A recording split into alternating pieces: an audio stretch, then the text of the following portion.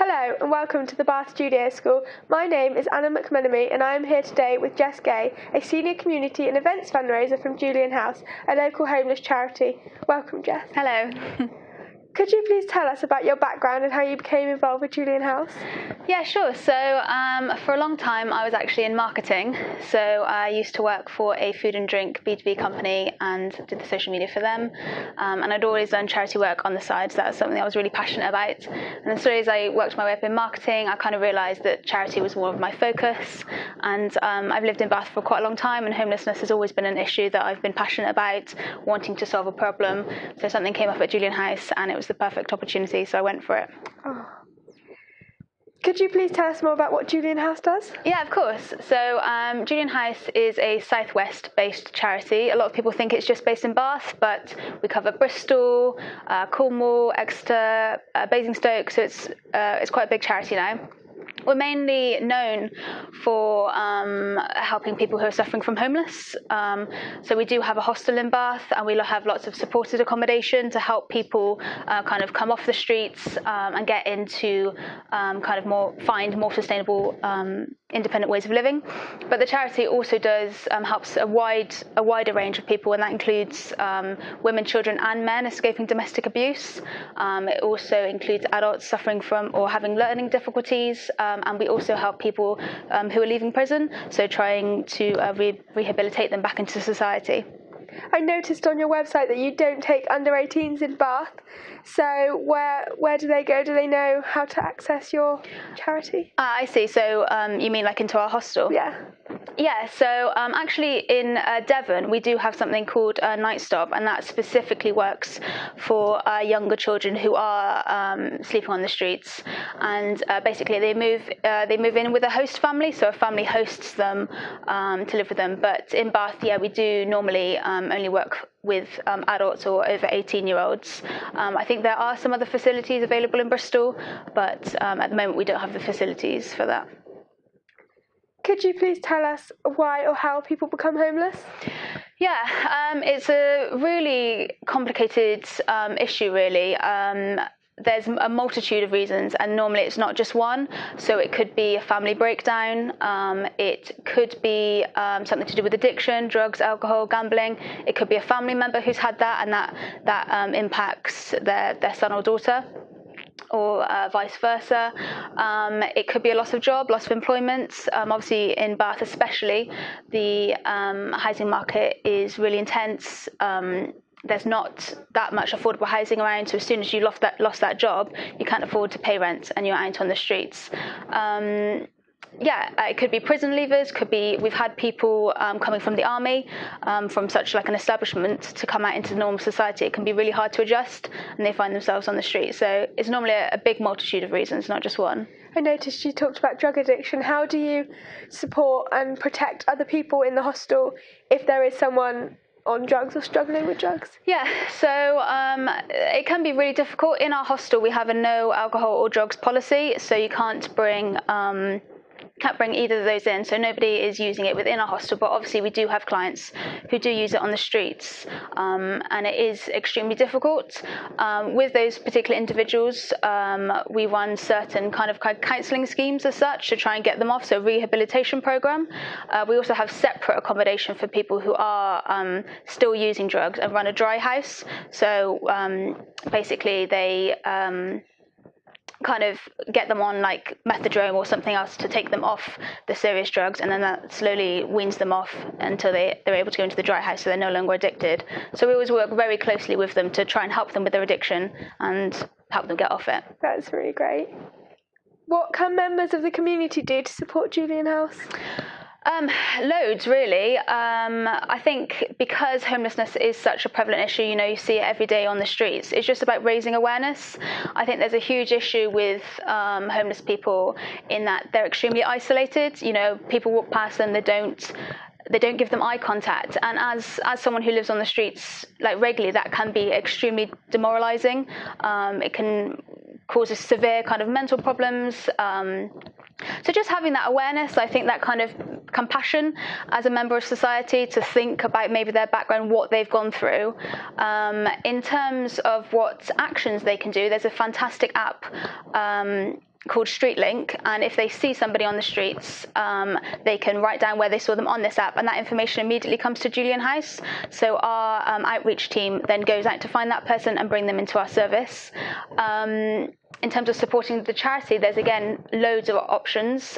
We have lots of fundraising events. So we've got the Big Bath Sleep Out, the Circuit of Bath Walk. Schools, for example, have done their own fundraisers for us, and all of that money obviously goes into running our services, which is really vital.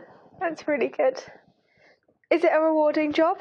Massively so, yeah. It's my favourite job ever, I would say. It's extremely varied, and I know that kind of every bit of effort that I put in goes towards basically helping to save somebody's life. What's the biggest challenges you face? I would say probably public perception. Obviously with especially homelessness, there is some negativity from society towards that. You see people kind of in their worst states. Some people can be aggressive. There is that kind of negative attitude that everyone's on drugs or addicted somehow. So I think it's kind of trying to change people's perceptions, trying to allow them to see the individual behind the homelessness mask. How do you support people who come to the shelter who have severe mental health issues or drug issues? So like I previously mentioned a little bit, our caseworkers work really close on an individual basis. So whoever comes in, they get assigned to like one key caseworker, and they build that relationship up. So there's that level of trust. I think for a lot of people who come in, they've been let down by family members, friends, colleagues, for example. So they find it hard to find those bonds. So that's why we work on an individual basis. So there's counselling, especially for people who suffer from severe mental problems, and then we also run like a rehabilitation program for people who are addicted to kind of get them off it, and also to kind of give them confidence, to give them self-worth. So things like job opportunities, volunteering opportunities, back to college. We run all those kind of social enterprises to kind of give them that self-worth back.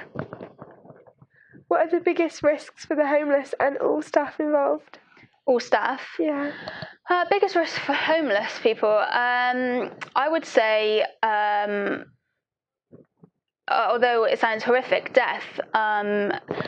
For people who are homeless, I think the kind of age expectancy is 46 for men, and that's half of what you or I would be, and that's because they live an extremely rough life.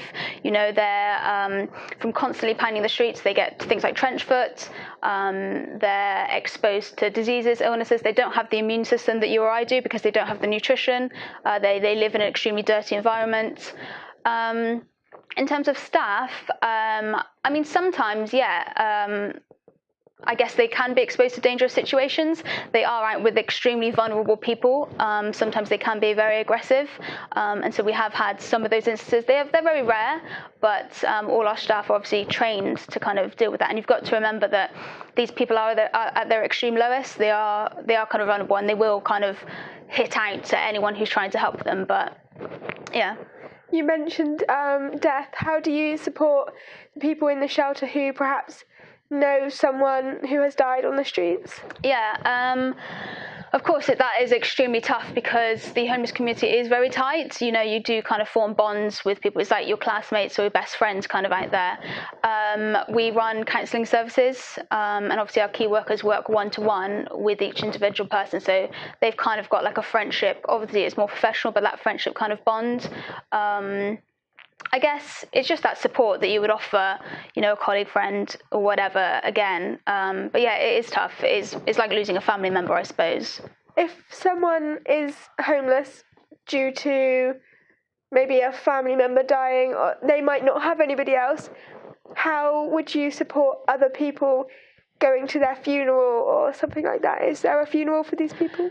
For any member who's died, the homeless community? Yeah, if they don't have other family, who's going to arrange? Yeah, absolutely. So I don't totally know if we have ever arranged a funeral, but like I mentioned, our caseworkers do become really close, and so they have attended funerals in the past, and it hits them really hard because it is kind of, in a way, it's like that teacher kind of pupil bond where you're trying to really support someone. So it has hit people really hard. I personally have never encountered it because I only joined the job in December, but I know in the past it has happened, and everyone who's known that person from Julian House has always attended.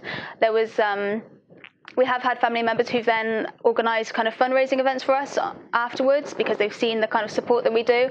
So it's really, it's very rewarding and reassuring to know that the family or anybody who was close to that person knows that we're trying to help them as much as possible.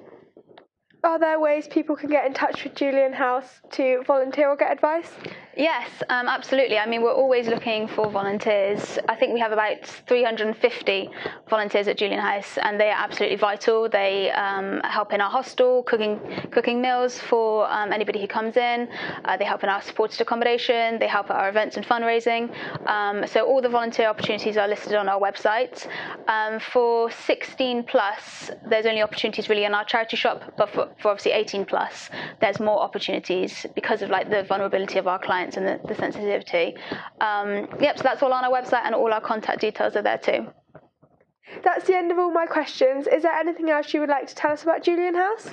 I think not necessarily tell as such, but I think just to be aware that I guess while Julian House did start off as a homeless charity, it has broadened. It's not just based in Bath; it is around the whole southwest, and so we help a huge range of people. And I think to raise awareness for that would be really important. That's really great to hear. Thank you for being here with us today, Jess. This has been the Bath Studio School. Thank you for watching.